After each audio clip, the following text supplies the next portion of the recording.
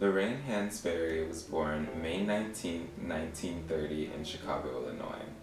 She was a writer and activist, most known for her 1959 play A Raisin in the Sun, which was the first play written by a Black woman that was produced for Broadway.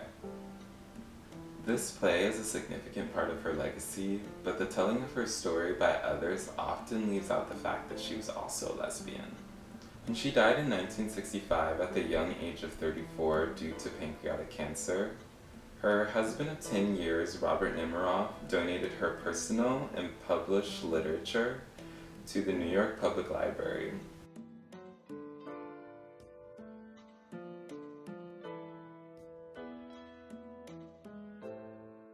It wasn't until 2013 when we were given full access to Lorraine Hansberry's work.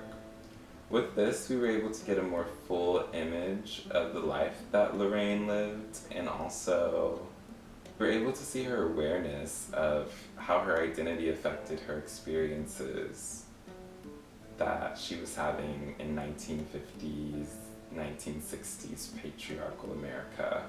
Lorraine Hansberry comes from a family that is politically active.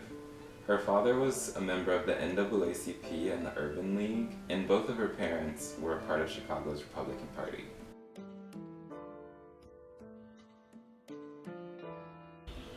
Politics and activism were very important to her. Because of her identity as a gay Black woman, she knew that this would cause her subjugation. Her medium for asserting her activism in politics was her pen and also her voice.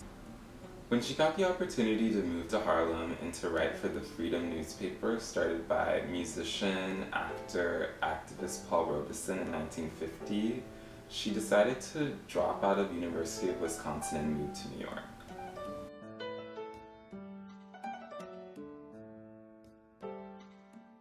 A few years after joining the Freedom newspaper, Hansberry also joined the first ever lesbian political organization, Daughters of Bilitis, even though this could make her even more of a target for federal investigation. The organization had a publication called The Ladder that Lorraine Hansberry contributed to a few times.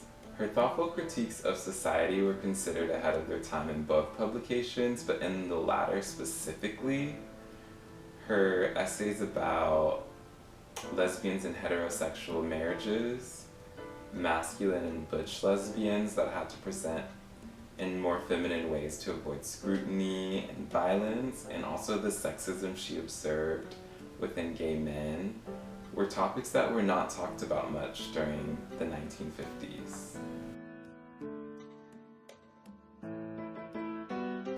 I hope that now that we have access to this part of Lorraine's life, that when her story is told, it won't only say that she was Black and a woman, but it'll also include that she was a woman who loved other women romantically. Because this identity is just as important as the other two.